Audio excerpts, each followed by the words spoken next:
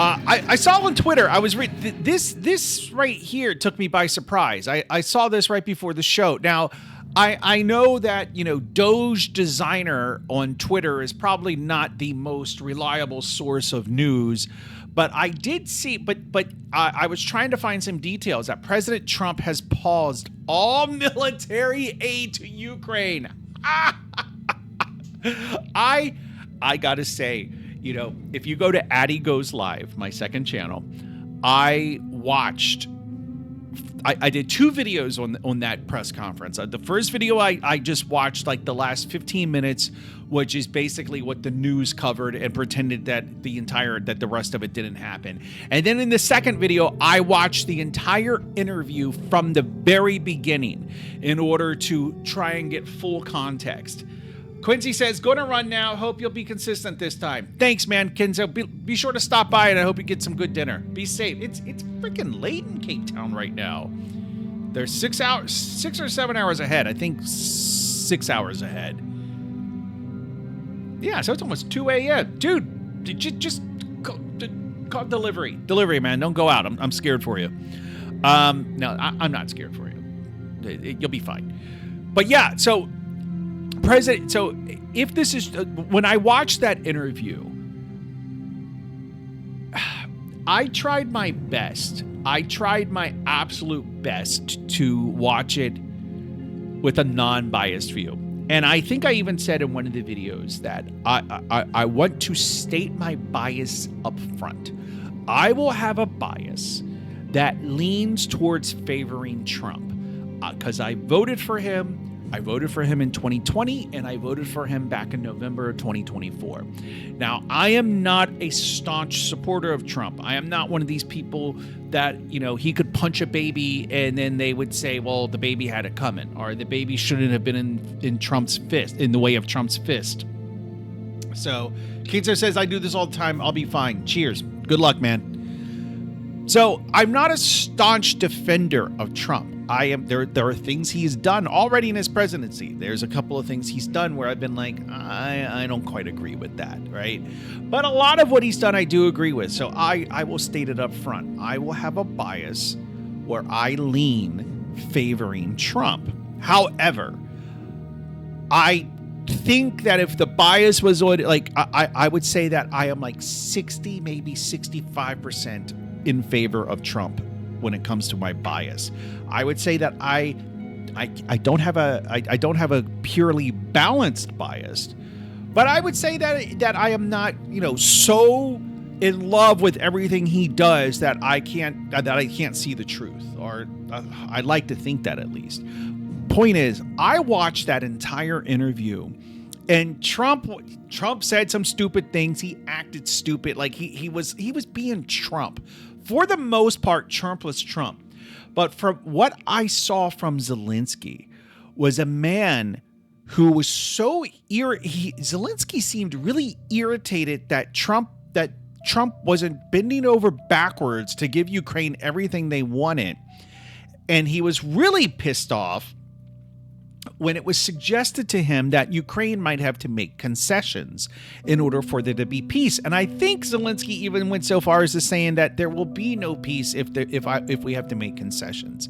That is not a verbatim quote, but that is more or less that it is the spirit of what he said. And I like how can you in what position is Zelensky able to say that? It is, I think that Ukraine and Europe as a whole would admit, and they already have admitted, that Ukraine would not have any kind of strength against Russia in this war were it not for U.S. military aid.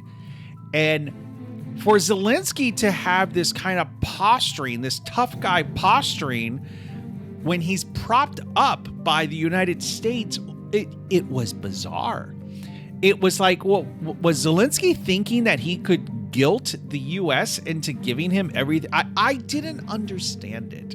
I didn't understand Zelensky's attitude. And I came away like he really gave me the impression that he was a man who just wanted he wanted to keep fighting. And maybe it was a matter of pride, maybe a matter of national pride, that for the sovereignty of Ukraine that he needed to keep fighting this war. But how could he do that when it's not his might that is fighting the war? It is his people, it is his army and his country, but it's not his strength. It's not his money either. So it was really bizarre. It was a really bizarre dynamic. And when Zelensky came out with that, with all the he had visual aids ready, oh, Trump is wavering on the support. Let me bring out my manipulative pictures so I can show him how bad and mean Russia is to Ukraine, and then he'll feel so bad that he'll have to give us everything we want. What? What was the purpose of that? I didn't understand it. And I was talking to another friend, a Finnish friend of mine, who was saying that, because I was saying, I bet that Trump would be more open to giving Ukraine more aid if Zelensky resigned or had elections. And my friend was saying, well, most countries do not have elections during war. And first of all, I'm not sure, maybe that's correct, but my gut instinct was that's not correct. Actually, let's ask Rock. Okay. A friend and I were discussing the Ukrainian war, and my friend said that most nations... Actually, I can find the exact quote. Let me find the exact quote from my friend. I just didn't think it was correct. Let's see. We'll write the man a blank check. So every guy, and probably girls too, but every guy has at least one friend group where it's him and 2 or 3 other buddies, and they just trash talk each other and people, and that's where this message was written. It was written in our trash talking group, and I saw some short TikTok the other day that said, and these groups always have a funny name, and the name of our group is Stay Cozy. Stay cozy, friends. Stay cozy. Okay, I found the actual text. He said most countries don't have elections when they are in war. That is the part that I want to fact check this. Actually, I'm just going to ask Rock. Can you fact check this statement? Let's see. Let's see what he says. Let's see what Grok comes up with. Historically, the decision to hold or suspend elections during war varies widely depending on the country. Okay, this is just too much. Oh my God. Okay, just give me a nice short paragraph, not a short novel. I spelled paragraph wrong, but that's okay.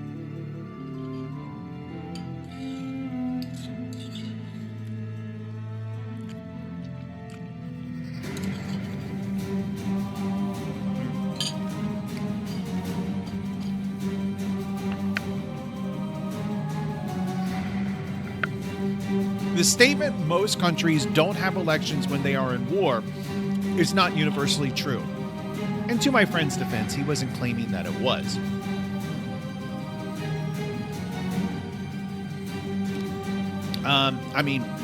Which is given by the fact that most countries and not, he said most countries and not all countries. Many democracies like the UK during World War II or Ukraine since 2022 postpone elections during wartime, especially when conflict is on their soil due to security and legal constraints like martial law, which I think is just anyway. However, others, such as the U.S., because we love freedom, during the Civil War or World War II, hold elections even in conflict, particularly if the fighting is abroad. While practical challenges often lead to delays, it's not accurate to say most countries consistently avoid wartime elections. Decisions vary widely by context, making the claim an oversimplification. Well, we knew it was an oversimplification. Would you say the claim is mostly, I'm going to put this in quotes too, mostly true or mostly false? Let's see what Grok says. Grok is freaking fast.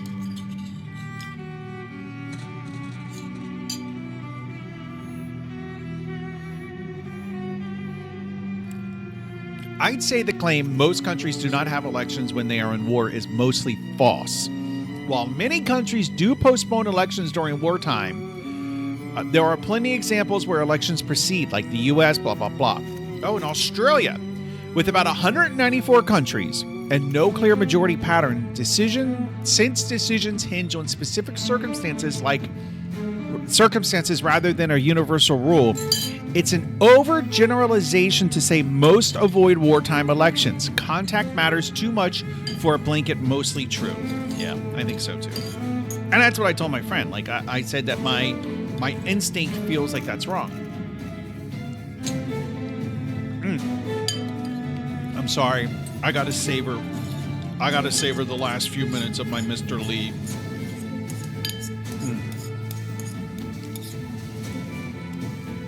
This is the last bite I'm gonna have of Mr. Lee until I go back to Norway, which will hopefully be within like the next 3 or 4 years.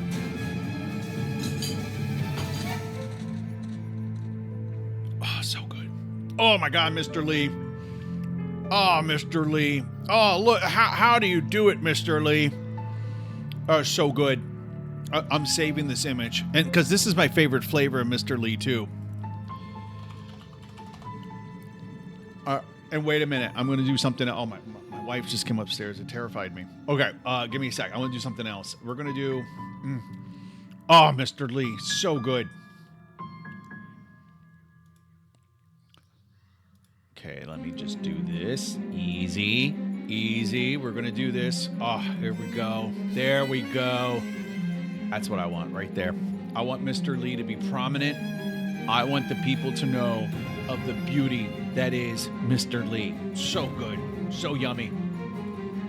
That way, when people come to watch this, and years into the future, they will see the beauty of Mr. Lee. Oh man, what a handsome fella. What a handsome fella. So anyway, going back to this statement. So let's see if we can dive into this and find out if there's any validity to this. So Trump pauses military aid to Ukraine after clash with Zelensky. U.S. pauses. Oh, wow. Wow. And see, this is a power play. Like, and honestly, I feel like this is something that needed to be done because Zelensky, in that meeting with Trump, he was really talking like he was in charge. Like this decision was up to him. Because I mean, he even went so far as like, no, there will be, he was putting stipulations. It's like, no, we're not going to have an agreement if there's no security guarantee. And it's like, okay, let's analyze that for a minute. There's not going to be any agreement if there's no security guarantee. Well, what happens if the U.S. doesn't guarantee your security and pulls out? Like, are you going to go at it alone? Even Europe, this is what I was saying earlier, even Europe and Ukraine will both admit that the U.S. bears the brunt of this, that the U.S. is the major driving factor that gives Ukraine what leverage it has. It is not really Ukraine's leverage, it is the U.S.'s leverage. Wow, so this actually did happen. Oh, my stars and garters. Let's see if we can find... I want to see if I can find some audio about this. Let me...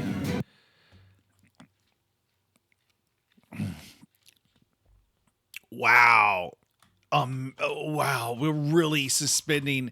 Whoa, man, that is just... Woof. Like, and I was telling the same buddy, like we were in a chat in my chat room.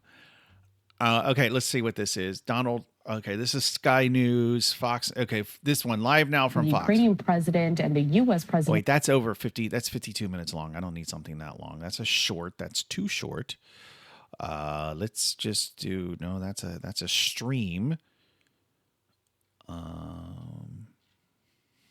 Okay, maybe we'll just do this. And we do have an update from Washington on this story. There are media reports in the U.S. that President Trump has paused military support to Ukraine following his continuing clash with President Zelensky. It's been a threat hanging over Ukraine, and earlier at that news briefing, the president refused to confirm any pause or withdrawal of support, but he also made it clear it was a very fast-moving situation. So just to reiterate then, there are media reports now in the U.S. This feels like a play. I don't know how real this feels, for lack of a better word, but this feels like a play by Trump to kind of be like, just remember, Zelensky, I'm in charge. I'm the president now. I'm the president now. That's what this feels like. This feels like Trump just being like, this feels like Trump putting Zelensky in his place. That's how this comes across. That President Trump has paused military support to Ukraine following his continuing clash with President Zelensky. We will, of course, bring you more news on that as well. Unbelievable. Wow. That is, oh man. Oh, what is this? Well, let me show you. All military aid. Okay, that's just another streamer. Yeah, so wow. I got to send this to my buddy. I got to send this to a different buddy. Copy link address. My buddy who actually helped the realtor, my realtor buddy. He was my buddy before he was a realtor, so he's like my realtor buddy. That helped me. He was the realtor that helped me buy this house. He's Ukrainian. He's from Ukraine. I think like half his family's from Ukraine, half his family's from Russia. But he's been here in the United States for a long time. But yeah, my buddy who. He's Ukrainian. I was talking to him we were talking in general about the Zelensky meeting, and he kind of like agreed and was like, yeah, no, Zelensky is a brat. Like Zelensky was acting like a little entitled baby. And this is, so when a child acts like a spoiled brat, when a spoiled brat acts like a spoiled brat, you don't smack them, you don't beat them, you just, the best thing to do is just to withdraw. As a parent, you withdraw affection, attention, love, maybe dinner. So that's what Trump is essentially doing. Trump's not punishing Ukraine. Trump is just simply not rewarding Ukraine. Oh man. And I was reading also that Zelensky is how popular is Zelensky at home? And I've read that he is not very popular. Like he is just like hugely unpopular in Ukraine. However, there's no elections. Political dissent. Now this is something that might just be some internet thing, but political dissent is illegal in Ukraine, as well as dissenting media. Let's see what Grok can tell us about that. Did Zelensky outlaw political dissent? Is that two S's? Dissent. What about media that is against the war or against Zelensky and are Zelensky's party? Let's see. I mean, if it's on Grok, then it must be true, Let's pray. On political dissent, Zelensky has not outlawed political dissent in a blatant sense, but he has taken significant steps to restrict certain political activities. In March 2022, Ukraine's national security under Zelensky's leadership suspended 11 political parties accused of having ties to Russia. I mean, like on one hand, if a country like imagine the U.S. and imagine Honduras attacks the United States, and there is some political party that is very favorable to Honduras. No, I feel like the U.S. would still allow it. I don't know how I feel about that. Like, I can understand it, but from a freedom or a libertarian point of view, I don't know that I can support it. This included the opposition platform for life, a major party with 44 seats under Ukraine's 450-seat parliament. So does that mean basically 10% of the seats in Ukrainians' parliament were just gone? We're just like, nope, you're not a party anymore. No, you're not a party. You're out of here. You're fired. Something like that. The suspensions were enacted under martial law, which Ukraine imposed after the invasion, giving the government broad emergency powers. In May of 2022, Zelensky signed a law banning pro-Russian parties, though defining pro-Russia has been criticized as vague and potentially overwrought. Now, that I don't agree with, because this is a freedom of speech thing. And if a country... Well, let me think about this. If a country invades your country, people still have a right to be in support of that country. And the reason I don't like about the thing I don't like about banning the parties outright is, how do you get a consensus? Like, let's say that you get invaded by, let's say you're in the United States and we get invaded by Canada.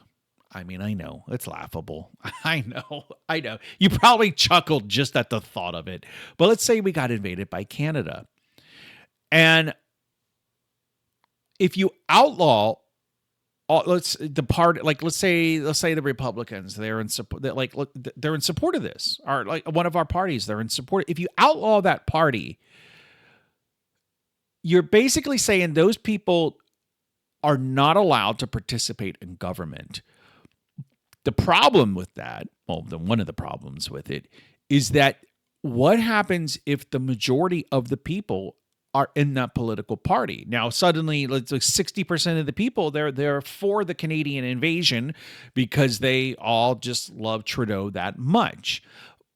But now you can get into a rule of the minority because, well, the majority's opinion is illegal. So even if the majority of the people feel that way, it's illegal to act on it. There's no evidence of a total ban of all political opposition. Parties deemed pro-Russian continue to exist, though elections are currently suspended under martial law. As far as the media goes, Zelensky hasn't explicitly outlawed media opposing the war or his government, but he's consolidated control over information in ways that limit independent voices. For example, in March 2022, he ordered all national TV channels to merge into a single united news platform.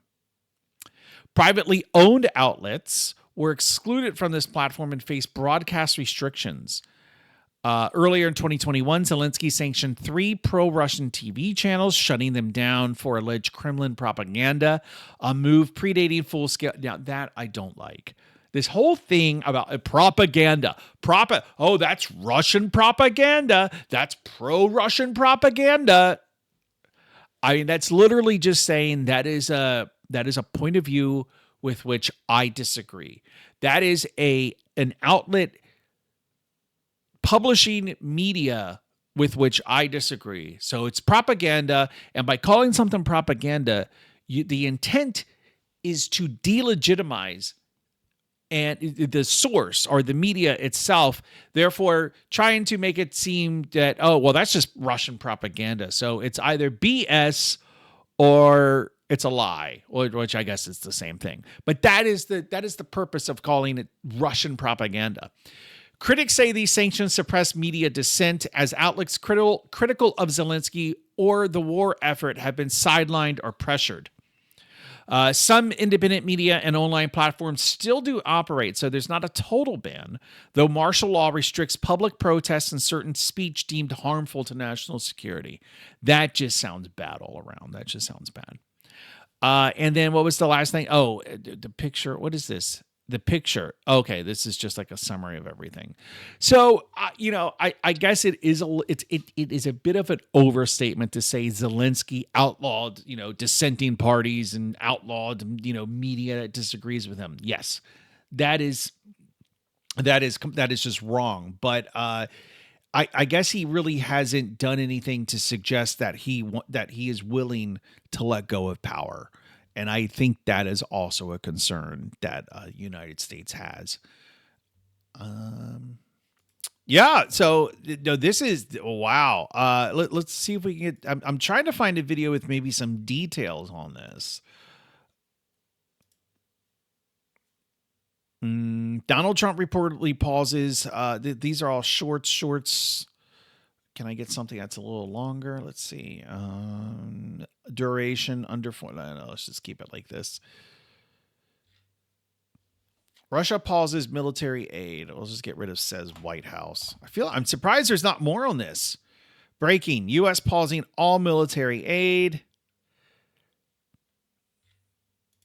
Our Lucas Tomlinson reporting the United States is pausing all U.S. military aid to Ukraine until President Trump determines the Ukrainians show a commitment of good faith peace negotiations. That's according to a. And they're not. And that's part of the problem is that I don't think Zelensky came to the White House with good intentions. I mean, maybe good intentions as in selfish intentions, sure. But I don't think he came there looking for a way to save lives. I think he came there. I don't know why he came there other than to ask for more money. I guess. On Twitch, I'm a big fan of your streams, which I automatically know that this is a spam. Would love to connect on Discord. No, thank you. And share ideas and explore collaborations. No, I'm good. Cheap viewers on Streambo. No, I don't want to buy views. It's okay. Maybe another time I'll buy some views, but not right now. Let's see. And what is this? Zelensky renews peace call. President Trump doubling down today following that heated Oval Office exchange between him and Ukrainian President Volodymyr Zelensky. Fox Eye's Antoine Lewis is in the newsroom right now with more on what the president had to say just a short time ago. Antoine? Well, Natasha and Steve, many have been waiting for Russia's response to Friday's meeting. That in just a moment, but first, let's start with this. In a video shared on social media last night, Ukraine President Volodymyr Zelensky reiterated his call for peace and also thanking several world leaders for their. I just now realized that his name is Volodymyr. I legitimately would have just assumed it's Vladimir. I mean, is Putin Vladimir? Putin. Wiki. Vladimir Putin. How old is Mr. Putin? 52? He's the same age as my dad. I think my dad's a couple years older. My dad was born in 1950. So Putin is basically, he's like 2 years younger than my dad. Yeah. What if my dad is a successful immigrant that came to the United States at 19 years old with nothing and raised a family of 1 million kids and is now a successful businessman who refuses to retire. What have you done, Putin? Well, he's 72. Yeah, my dad just turned 75. So, all right, where were we? Their support. This coming after Friday's Oval Office meeting with the president and vice president that quickly devolved into a shouting match over the Russian. It wasn't a shouting match. Like, this is just framing in order to try and like get views and like, ooh, a shouting match. I want to go look up that video. That's all that is. It was not, nobody was actually shouting. I mean, maybe there were some raised voices, sure, but nobody was actually shouting. Ukraine war. And as I mentioned, Russia finally weighing in on Sunday. A Kremlin spokesperson told state media, quote, that the new administration is rapidly changing all foreign policy configurations. Good. This largely aligns with our vision, end quote. This afternoon, the president was asked if that were true. Well, I tell you what, I think it takes two to tango, and you're going to have to make a deal with Russia, and you're going to have to make a deal with Ukraine. You're going to have the assent. And look, that is a reasonable position. It is. How is it unreasonable to say, yes, you have two countries that are fighting, and in order to end the fighting, both countries are going to have to come to the table willing to make compromise. Both countries are going to have to give something up in order to gain something. And Vladimir and not Putin, but Zelensky was basically like, no, I don't want that. No. Ukraine's not down for that. I mean, Zelensky was really heated. Zelensky was extremely heated, and people are gonna be like, well, he's a man whose country's been at war and blah. I don't care. It's like, if you want this to stop, because look, the gravy train of the U.S. is stopping, hopefully. And if the gravy train, I mean, that's what we're talking about. Like, I mean, they just suspended military aid, so that gravy train's about to end. And Zelensky, the gravy train is about to end, and it can end. And for you can have it end where you have some kind of security and maybe, some assurances from the U.S., or the U.S. can just pull out and forget that you ever existed and let the chips fall where they may. I don't think you would like that option. And you're going to have the consent from the European nations, because I think that's important, and from us. I think everybody has to get into a room, so to speak, and we have to make a deal. And the deal can be made very fast. It should not be that hard a deal to make. It can be made very fast. World reaction. Yeah, it shouldn't be very hard to make, but it is going to be very hard to make because Zelensky does not want to make it. He wants to. I mean, and look, I again, this is where my bias is coming through. So let me try to channel that 40% that would lean in the other direction.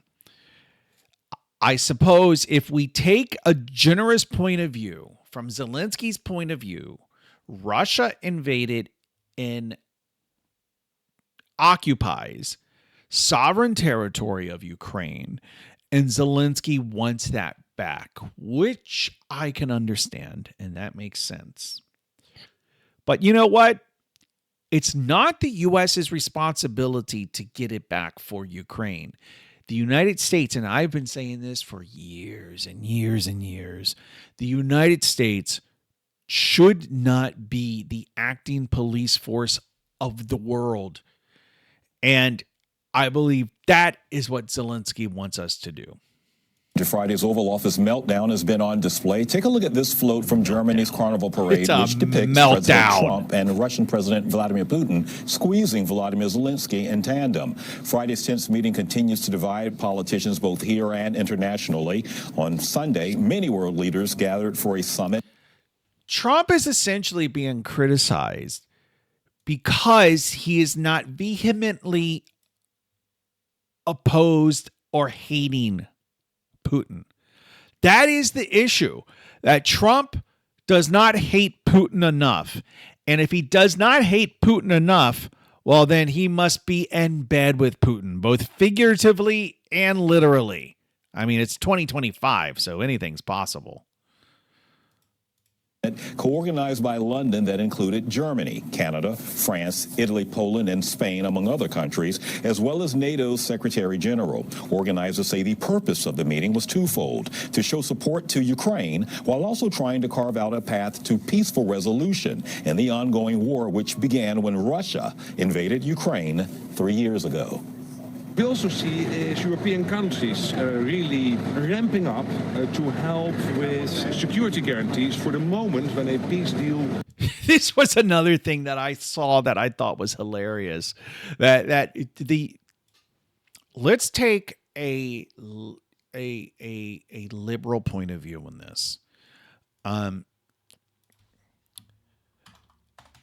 How much money has the U.S., how much money in terms of actual money and equipment and other aid has the U.S. given to Ukraine for the Russia conflict. Now, I know Trump says it's 350 billion, but I think most like even CNN would say it's like 100 billion or 150 billion maybe. It's over. Let's say it. Well, let's see what Grok says.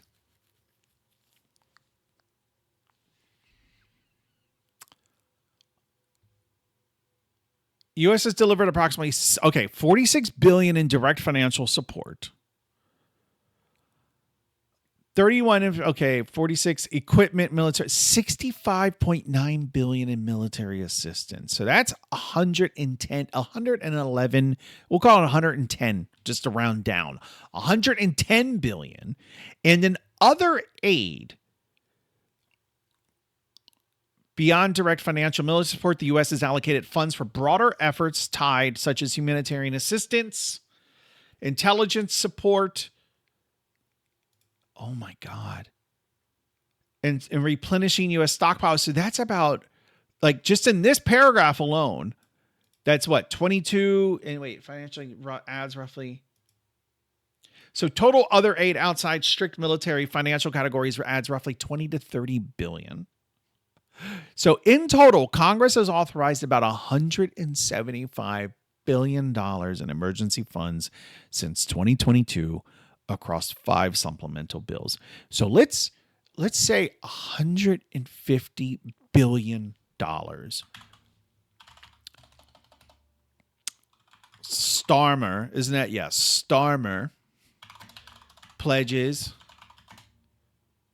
money to Ukraine. Now, you could see my autocomplete that I already had 3 billion, but let's Starmer. So if we go back to Grok, we have given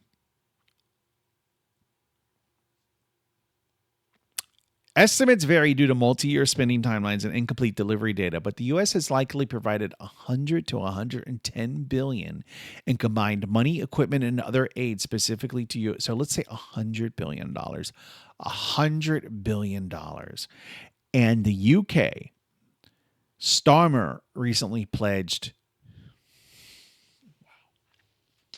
I thought it was 3 billion, but no. Starmer says Europe's is at a crossroad in history and pledges. Where did it go? Let's just look for the dollar sign. Just look for the dollar sign, just like Zelensky. Starmer pledged to supply more arms to defend Ukraine, announcing that the UK will use about $2 billion in export financing to supply 5.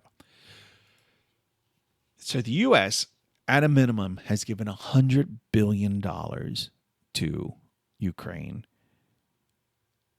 The UK, they just stepped up and they want a pat on the back and they want to come across as strong. And we support you, Ukraine. We're going to go ahead and we're going to give you $2 billion. Literally, at most, 2% of what the U.S. has given to Ukraine. At most, 2%. Oh, that's why. What did he say that made me think of this? Yeah. Years ago. Yeah, because you have all these European leaders. While also trying to carve out a path to peaceful resolution. All these leaders. Who is this? Who is this fine-looking young lady? Who is that? What country? What country? What country is she from? I can't read the name. Hi. A nice-looking woman. So all these European leaders, they get together and, you know, the biggest contributor to the UK, and he's like, they're like, oh, yeah, we're going to give $2 billion. So all together, how much are they going to give? $5, $10 billion? Literally like 10%. I will be amazed if it even amounts to 10%. If the European Union gives 10% of what the U.S. has given to Ukraine, I'll be flabbergasted. That's amazing. And look at this guy. What is this European leaders? What is Trudeau doing there? I still want to know who this is. Who is that? Is anybody in the chat? Chat, who is this woman? Who is this fine looking pilf? You know, a prime or pimilf, a prime minister. I'd like to, you know, hold hands with and maybe buy an ice cream, take her out and talk about international politics and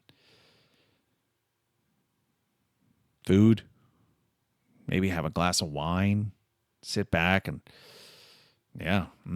okay. And the ongoing war, which began when Russia invaded Ukraine. The men know what I'm going through. The men get it. Like you see something that strikes your fancy, and 3 years ago.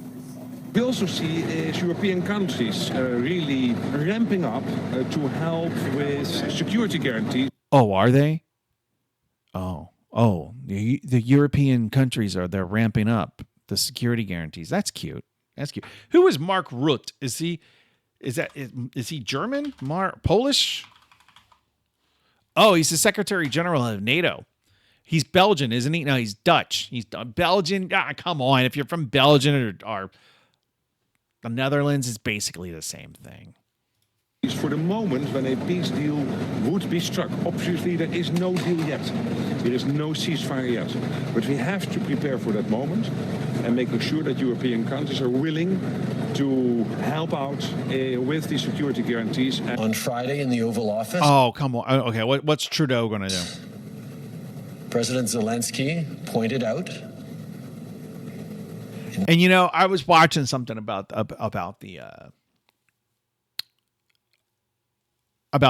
meeting between Trump and Zelensky. And somebody mentioned how at one point Zelensky calls Vice President J.D. Vance, calls him J.D. J.D., have you been to Russia? Like, seriously? Like, they gave him the respect, they gave him the respect to call him Mr. President or Mr. President, Mr. President this, Mr. President that. But to refer to JD as JD. Yeah. In so many words that Vladimir Putin is a liar and a criminal. Vladimir Putin is a liar and delicious. And cannot be trusted to keep his word in any way, shape, or form. So what are you suggesting, Mr. Trudeau? What are you suggesting? If Putin cannot be trusted in any way, shape, or form to keep his word, how do you propose the world as a whole deal with this? What do you suggest? What are you suggesting?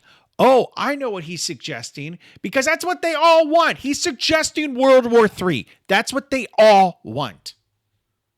Because he has demonstrated time and time again that he will break any agreements. I stand with Vladimir Zelensky. Of course you do. Of course you do. And I stand with the people of Ukraine. Okay, then why don't you pony up $100 billion? Oh, you know why? Because either your country doesn't have it, or you would be dragged out of Ottawa and sent to live in some remote village in northern Nunavut to never be heard from again. That's why. If you imagine Trudeau goes to Canada and says, we're shutting down our national health care, our entire social service, our social service network, all of our social services, suspend it, because we need to help Ukraine. Yep. No, I'm sorry. You know, grandma can't get her diabetes medication anymore. Oh, and grandpa needs that hip surgery. Sorry. We have to defend Ukraine. Yeah. No, Trudeau there would literally be riots in Canada if that happened. There would be a revolt in Canada if Trudeau did that. As a matter of fact, I'm super curious now. What is the national budget of Canada. The federal budget. Okay, so they have a projected $533 billion in spending with a deficit around $40 billion. So $5 billion in spending. Okay, what, let's see. Federal budget. Can I find a pie chart? Probably not. I just want a pie chart. But so that's like a fifth. A minimal estimate of what the U.S. has given to Ukraine, that is a fifth of the Canadian budget. But so why don't you, Trudeau, sacrifice, tell the Canadians that they're going to have to sacrifice their precious social health care, their precious universal health care in order to, we got to help the people of Ukraine. Gee golly, I'm real sorry, but we got to help the people in Ukraine. I don't know what that's about, but we got to help them. I'm sorry. How much does Canada spend on military? I think I make more money than Canada spends on military. How much does Canada spend on healthcare? $372 billion. So they don't have to get rid of their healthcare system. They just got to cut it by about a third. They got to cut it, maybe about 28%. So you know what? Maybe grandma can get her diabetes medication, but grandpa's not going to get that hip surgery. Does he really need that hip surgery? Does he really? No. Oh, it's really, it is so annoying to see these people, to see this grandstanding, this absolute posturing and grandstanding when they don't do shit. They don't do shit. The president is expected to further address his own proposal for peacefully ending the Russian-Ukraine war, likely tomorrow when he addresses the joint session of Congress. That's the latest from the newsroom. Natasha will send things now back upstairs. Yeah, all right, good. We're pausing all military aid to Senior Trump Ukraine. administration telling Fox this is not a permanent termination of aid. It is a pause. No, let it be permanent. Because what's going to happen is Zelensky's not stupid, right? Zelensky's going to say what he needs to say. But maybe now that I think about this for a minute, Trump, for all things that he is a bit unpredictable. Whether he gets hot-headed, he loses his temper, whether whatever it is, he is a bit unpredictable. And Zelensky, while I don't think Zelensky is stupid, I don't think he might not be able to read people very well. That's kind of the sense I got from watching that interview. But at the same time, that may be a cultural thing. So I was going to say Zelensky is going to say what Zelensky has to say in order to get back on Trump's good side so that Trump will open up the purse strings again. Open up the pocketbook, whatever you want to say. But now I don't know. Like Zelensky might do what he thinks he needs to do. But I don't know that Zelensky knows what to do. I don't know that anybody knows what to do because Trump is unpredictable. The orders are going out right now. The official said this in response to Ukrainian President Zelensky's conduct over the last week and his words over the weekend. So it's all stopping, Brian. Yeah, well, good. He needs good. Let it stop. I'm happy. I am glad that it's stopping. It should stop.